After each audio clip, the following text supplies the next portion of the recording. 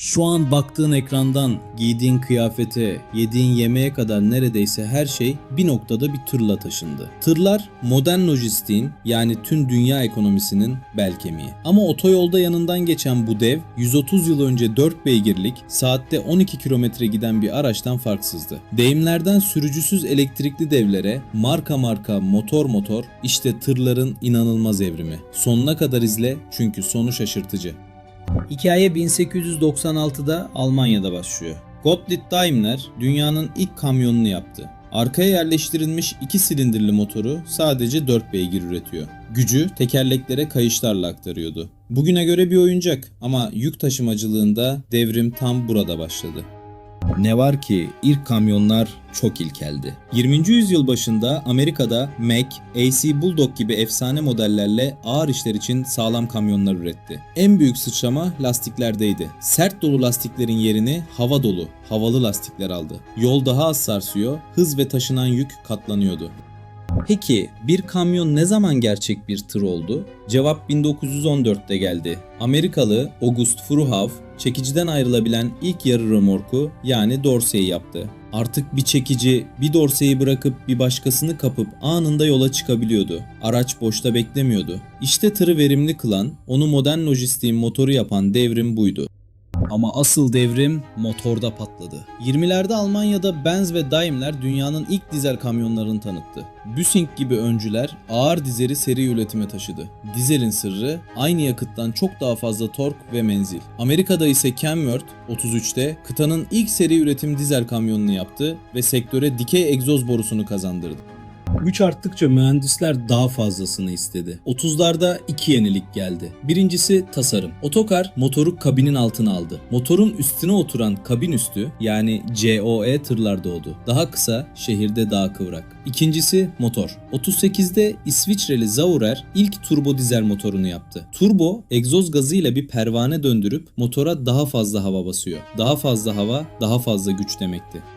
Peki motorun üstüne oturan bu kabinlerde bakım nasıl yapılacaktı? Cevap 58'de geldi. White Freightliner öne devrilen kabini tanıttı. Tek hamleyle kabin yatıyor, dev motor bakıma açılıyordu. Kabin üstü tasarım artık hem pratik hem güçlüydü. Aynı yıllarda Cummins ve Detroit dizel motorları Amerika'da standart haline geliyordu.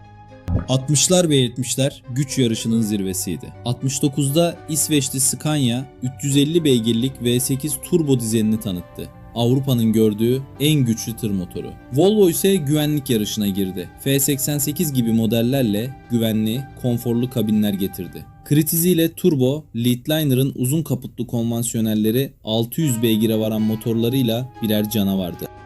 Sonra kurallar yeniden değişti. 80'lerde Amerika'da uzunluk yasaları Kenworth W900 gibi uzun burunlu klasik tasarımların dönüşünü başlattı. Ama asıl gündem yakıttı. NASA'nın aerodinamik araştırmaları kamyonlara taşındı. Rüzgar yönlendiriciler ve yuvarlatılmış hatlar hava direncini düşürdü. İlk elektronik motor kontrol sistemleri de bu yıllarda girdi.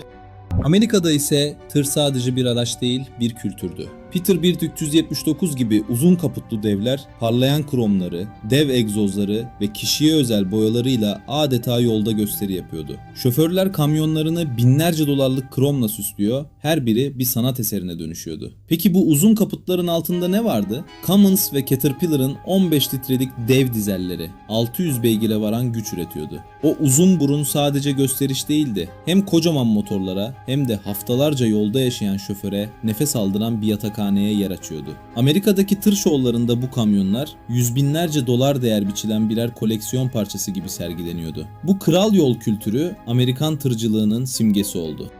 Peki bu devler ne kadar büyüyebilir? Avustralya'da cevap akıl almaz. Road train yani karayolu treni. Tek bir çekici arkasına 3, 4 hatta daha fazla dorse bağlayıp 100 metreyi 200 tonu aşabiliyor. Issız çölde kilometrelerce toz kaldırarak ilerleyen bu canavarlar bir tırın gücünün nereye kadar gidebileceğinin canlı kanıtı. 90'larda tır artık sadece iş aracı değildi. 93'te tanıtılan Volvo FH gibi modellerle yatakhane kabinler büyüdü. Yatak, buzdolabı, hatta televizyonla tekerlekli bir eve dönüştüler. Aynı yıl Avrupa ilk Euro emisyon standardını yürürlüğe koydu. Motorlar artık elektronik beyinlerle yönetiliyor, hem daha temiz hem daha verimli çalışıyordu. Ama dizelin kirlilik sorunu hala vardı. 2000'lerde Mercedes Actros gibi modellerle iki teknoloji bunu değiştirdi. Birincisi Common Rail. Yakıt çok yüksek basınçla bilgisayar kontrolünde püskürtülüyordu. İkincisi AdBlue'lu SCR. Egzoza üre çözeltisi katılıp zararlı azot oksikler temizleniyordu. Dizel hiç olmadığı kadar temizdi. Peki bugünün en gelişmiş dizel tırı nasıl? DAF XG gibi modern amiral gemileri 2021 Avrupa yasalarıyla gelen daha uzun aerodinamik kabinlere sahip. Kamera aynalar, dijital ekranlar, otomatik şanzımanlar ve şerit koruma, kabin artık bir kokpit gibi. Aslında modern bir tır saatte binlerce veriyi işleyen tekerlekli bir bilgisayara dönüştü. Yapay zeka destekli yazılımlar yakıt tüketimini santim santim optimize ediyor, motoru en verimli devirde tutuyor. Hatta tırlar birbirine dijital olarak bağlanıp rüzgarı yararak peş peşe giden konvoylarla yani platooningle yakıtı daha da azaltabiliyor. Bu tasarımlar yılın kamyonu ödülleri kazandı. Verimlilik ve konfor artık zirvede. Buraya kadar hep Avrupa ve Amerika'yı konuştuk ama Asya sessizce dev oluyordu. Savaş sonrası Japonya'da Isuzu, Hino ve Mitsubishi Fuso az yakıt yakan, yarım milyon kilometreyi rahat aşan dayanıklı dizelleriyle dünya pazarlarını fethetti. Bugün ise Çin, FAW, Dongfeng ve BYD ile dünyanın en büyük kamyon üreticisi konumunda. Peki bu devler ligine kim daha katıldı? Türkiye. Ford Trucks'ın Türkiye'de geliştirdiği F-Max 2019'da Uluslararası Yılın Kamyonu ödülünü kazandı. Avrupa'nın en prestijli ödülü. Kıtanın dört bir yanındaki jüriyi ikna edip Mercedes, Volvo ve Scania'yı geride bıraktı. Bu sıradan bir başarı değildi. 100 yıllık Avrupa devlerinin arasından bir Türk mühendisliği sıyrılıp zirveye çıkmıştı. Bugün Ford Trucks 60'tan fazla ülkeye tır ihraç ediyor. Türkiye'nin ağır ticari araç ihracatı milyarlarca dolara ulaştı. Türkiye artık dünya tır sahnesinde ciddi bir oyuncu.